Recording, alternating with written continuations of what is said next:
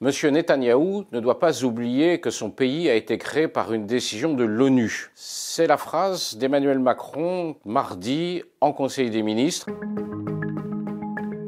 Cette petite phrase historique, diplomatique, politique suscite beaucoup de polémiques et il s'est notamment attiré une réponse assez vive de l'intéressé, M. Netanyahou, le Premier ministre d'Israël. Est-ce que c'est vrai qu'Israël a été créé par une décision de l'ONU? Eh bien, c'est ce que nous allons maintenant voir avec plusieurs dates et un rappel historique.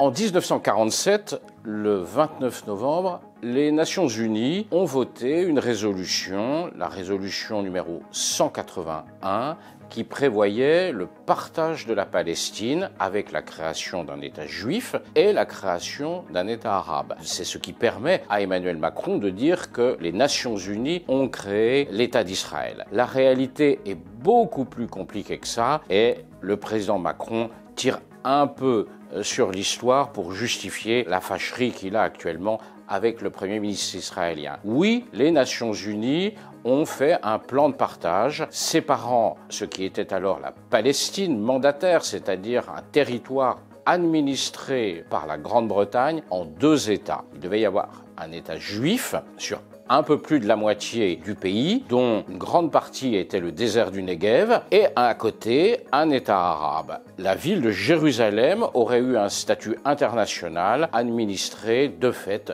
par les Nations Unies. Ce plan de partage a été approuvé par la majorité des membres des Nations Unies de l'époque, mais il y avait peu de pays membres des Nations Unies. Nous sommes avant la décolonisation. En revanche, ce plan de partage approuvé par les Européens, par les Américains, par les Soviétiques, a été immédiatement refusé par les pays arabes, les pays musulmans et les représentants des Arabes de Palestine. Nous sommes donc en novembre 1947. Le mandat britannique se poursuit jusqu'au 14 mai 1948. Et là, ce jour-là, les Israéliens, les Juifs de Palestine plus exactement, annoncent la création, l'indépendance de leur pays qui devient l'État d'Israël. Donc la naissance de l'État d'Israël, ce n'est pas la résolution des Nations Unies de 1947, refusée par la partie arabe, c'est la déclaration d'indépendance du 14 mai 1948. Dans cette déclaration d'indépendance prononcée par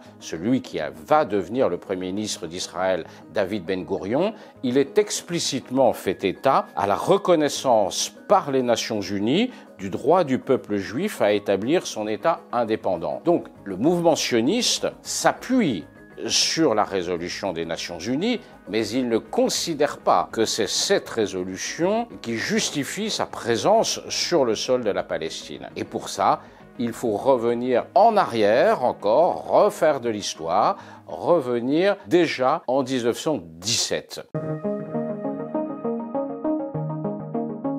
En 1917, la Palestine n'existe pas en tant qu'État. C'est une partie de l'Empire ottoman, comme le Liban, comme la Jordanie, comme la Syrie d'aujourd'hui. Tous ces pays, à l'époque, n'existent pas. En 1917, les Britanniques, l'armée britannique, nous sommes durant la Première Guerre mondiale, prend le contrôle de cette région, promet aux Juifs du monde entier la création d'un foyer national juif en Palestine. C'est ce qui va s'appeler la déclaration Balfour. Donc la reconnaissance internationale de la présence juive en Palestine qui va aboutir à la création d'un État, 1917, par les Britanniques. Cette déclaration va être prise par la Société des Nations en 1920. La Société des Nations, la SDN, c'est ce qui donnera naissance ensuite aux Nations Unies après la Seconde Guerre mondiale. La Société des Nations confie un mandat, c'est-à-dire une forme de protectorat à la Grande-Bretagne sur le territoire de la Palestine, avec dans ce mandat la mission de permettre l'épanouissement d'un foyer national juif en Palestine. Donc nous voyons bien que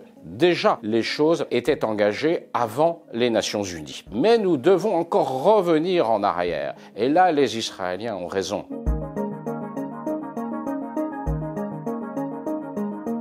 Ce qui donne naissance à l'État d'Israël, ce n'est pas les Nations Unies, ce n'est pas la SDN, c'est le mouvement sioniste, c'est-à-dire la volonté d'une partie des Juifs de retourner dans ce qu'ils considéraient comme leur terre ancestrale, la Palestine, et ça date de la fin du 19e siècle. Le premier mouvement de migration juive en Palestine, des juifs venant de Russie essentiellement, mais aussi du Yémen, c'est 1881. Et c'est parce qu'il y a ce mouvement de migration juive vers la Palestine que les Britanniques, en 1917, reconnaissent le droit des Juifs à créer un foyer national juif en Palestine. Donc on voit bien que ce qui a donné naissance à l'État d'Israël, c'est le mouvement sioniste, reconnu à plusieurs reprises par la communauté internationale, d'abord par les Britanniques, ensuite par la Société des Nations, puis par les Nations Unies.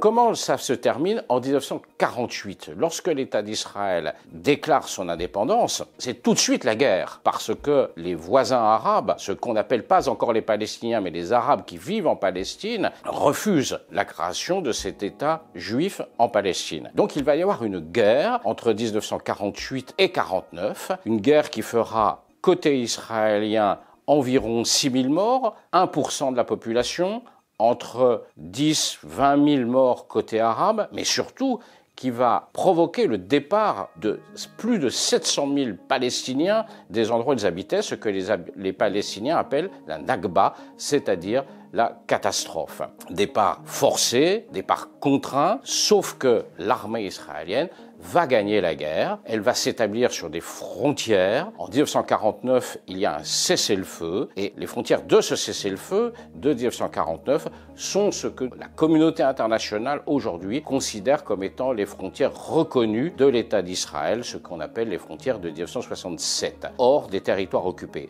Donc on voit bien que ce processus n'a pas été aussi lié aux Nations Unies, il a été reconnu par les Nations Unies, mais l'État d'Israël, on ne peut pas dire qu'il soit directement une création des Nations Unies, contrairement à ce qu'a avancé un peu vite le président Emmanuel Macron.